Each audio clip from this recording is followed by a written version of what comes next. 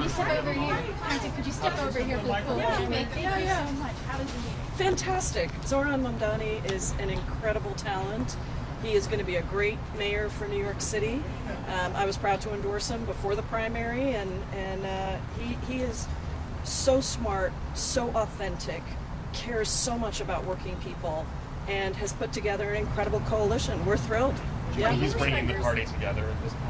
Look, he's bringing anybody who can see the reality of the success of his candidacy and his campaign together. Anybody that's staying out at this point instead of endorsing this incredible dynamic leader is missing an opportunity. Do you think he won over any out there of the new members who weren't supporting him or on the fence? Sorry, what was that? Do you think he won over any members? Oh, I think it's hard not to be won over because it's the combination of his authenticity, his smarts, and his commitment to lifting up working people and making life better for real folks that is really inspiring and not always easy to find, you know, and so I hope so. Yeah. Thank you, everybody. Thank you.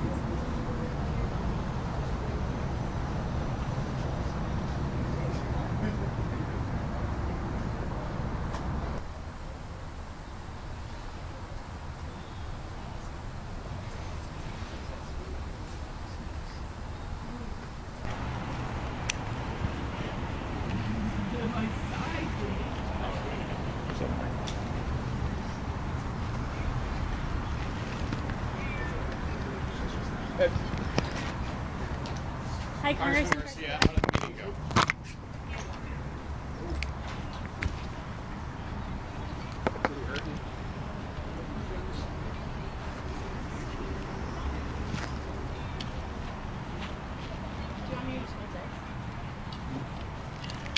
No, I mean that one's on. This one's starting to die.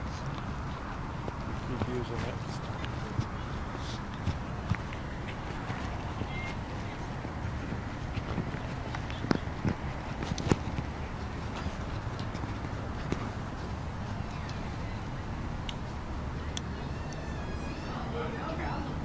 Congressman Rivas, could you talk to us about how the meeting went? What did you learn from it? Could you step actually over here? Oh, no. Thank you.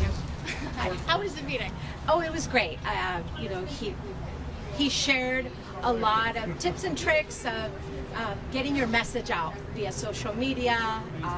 You know, it was a great learning experience for me as a new member of Congress. Did it seem like Democrats are finally rallying around him in its entirety? Did he have to sway any old members, or was everyone pretty much in unison there? We were just learning skills from him, communication skills. It was not about whether we're supporting him or not. Are you talking about any policies specifically? He talked about, you know, freezing rent, faster buses in New York City, and universal child care, which seems to be the message that really resonated with New York City voters. How do you pay for that, essentially? He didn't talk about that. It was just more how he was getting that message out because that's what New Yorkers want. What do you think of his idea for government-run grocery stores? Did he try to pitch that? No, he did not talk about that. What do you think about it? Do you think that's a good idea? I'm not sure how that would work. I haven't really looked at how that would work. And how about ending cooperation with ICE? He's talked about that as well. Do you agree with that? Of course. I'm a member from Los Angeles. We're going through massive ICE raids that are creating fear in my community. I represent Mexican immigrants and Central American immigrants. I'm the child of immigrants. And so what ICE is doing right now is horrible to our communities, to our economy, really disrupting Los Angeles. I'm from Los Angeles. Thank you. Thank you.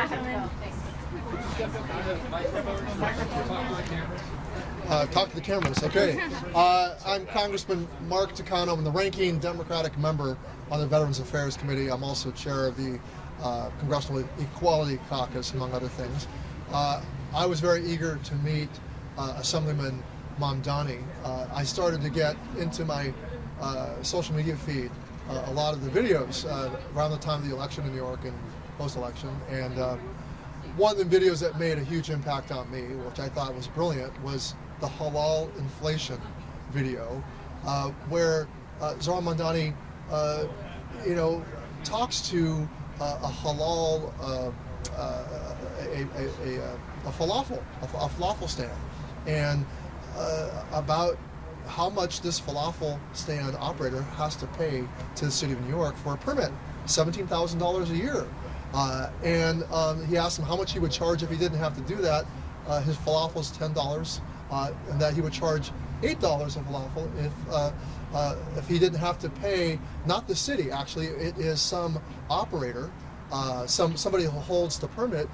And we learned from this interview that Mamdani does with this guy is that he's not actually paying the city. He's actually been waiting in line. He's like 32,000th in line to get a permit. And the overall impression on me was, this guy is not a communist. He's not a socialist. He's an advocate for small C capitalism, and that he really is fighting for the little business guy that's trying to eke out a living in New York. Half of all New Yorkers, get their jobs from small business. And I thought that was a tremendous message. I have a lot of small business people just like that, immigrant business people trying to make a living in my own district. And I thought it was such an aspirational video. It was very inspiring. Do you think he made any inroads with people that might not be completely on board with him yet that was in that room? I came toward the end. I had a conflicting meeting. I'm with the leadership meeting, and it conflicted with this meeting. So I got the last question in. There were a lot of other senior members of Congress in that room who I think are very curious about him. I think they've seen a lot of his social media and think it is really quite penetrating and brilliant. So, What do you think are some of his weaknesses to winning, and what advice would you give him? I had some questions, about, association with democratic socialism. Alexandria Ocasio-Cortez explained to me the generational divide over this, that people under 40 have experienced watching Barack Obama, it was the first person they voted for, be attacked for being a foreigner, from Africa, not a citizen. I mean, these are all false charges, and attacked as a socialist. And they grew up thinking that this is all baseless and unfair. And so the people over 40, like me, I'll admit to being over 40, that socialism is the word has a different charge. And the critique of, Stalin or even Castro, that's maybe a kind of debate that we're going to see raised by people maybe over 40. They're going to have a problem with that word, but that he's a democratic socialist, that he's fighting for small business people, trying to bring down stupid regulations, criticizing Eric Adams for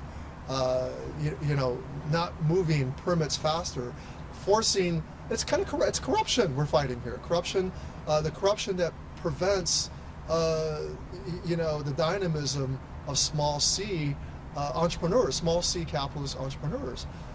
No contradiction there. Trying to get buses to run more efficiently and faster.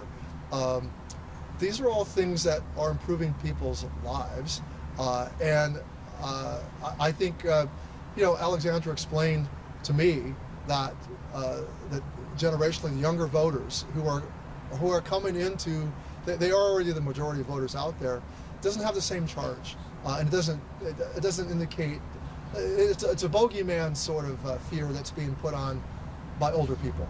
What about his views when it comes to the government-run grocery stores? Do you think that's a good idea, and how would that? Well, you can question my friend Shelley Pingree. I don't let her speak for herself, but she's the ranking member, former chair of the Appropriations Committee that deals with ag.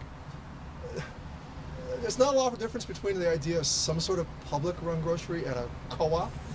In the state of Maine, there's a lot of co-ops that come together, nonprofit co-ops to bring down the cost of groceries. So there's other ways to think about this concept of how do you bring down the cost of groceries, and to what extent is the market in New York kind of dominated and how you say, overly consolidated in some ways.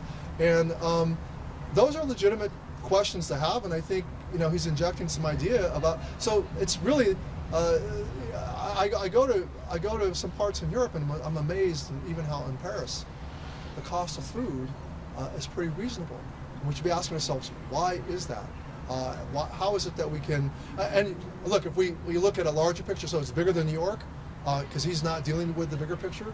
But just how there's a few really meat processing plants in our country, meat processing companies, how concentrated that market is, and how much of this might be really the failure of our government to do the antitrust activities we should be doing in order to make sure that price gouging isn't occurring, and that there is price inflation because we're not doing enough to make sure that there's enough competition out there in terms of the food supply chain. So that's a higher level federal issue. He's trying to deal with this issue at a very local level, and it's a legitimate one. People think of New York City as Democrat-run for many years. Mm-hmm. Why would going further left resolve these issues of the cost of living?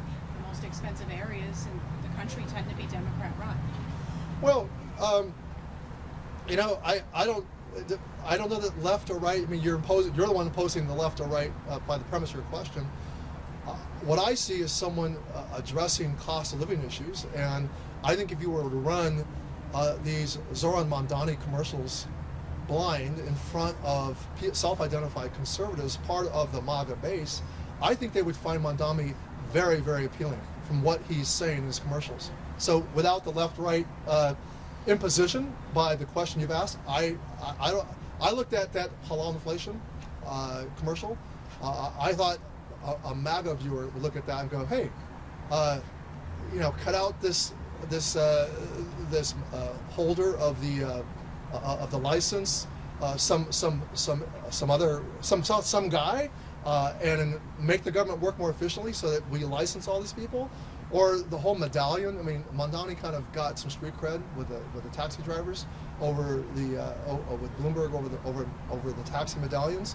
I think these are fairly these are issues that much of the MAGA base would agree with. You're saying you think some of his ideas aren't necessarily left-right, but like a populism. I even think populism has a kind of, to some people, a pejorative point of view. I think he's taking on cost of living issues head on, and I think. If you look past all of the labels people are trying to impose on him, I think that's what's refreshing about him and his direct messaging. I want to lower costs for New Yorkers, and I think Democrats need to be talking about how we're going to lower costs, but we really mean it. That what's been happening with Donald Trump is a lot of fakery. He came in saying he was going to pay attention to the cost of living, but his policies, his irrational tariffs, his spontaneous tariffs. We just saw a 2.7% inflation increase over the past couple of days, and he's going to want to blame that on someone else like Chairman Powell of the Fed, for not lowering interest rates. But how can he lower interest rates when the Fed's job is to watch inflation, and under Donald Trump's policies, inflation goes up? So a lot of talk and a lot of fakery, but I think Mamdani has got a platform that I think he can deliver on. How many people were in there? When I arrived, there were like, I'd say 20, 25, and I think people trickled out as before I wrote it. I think this thing started at 8, and I was very happy to be able to make it. So anyway, hey, it was great to talk to you, and it was very exciting meeting, I think, the next mayor of New York. Thanks. Thank you for your time. Appreciate it.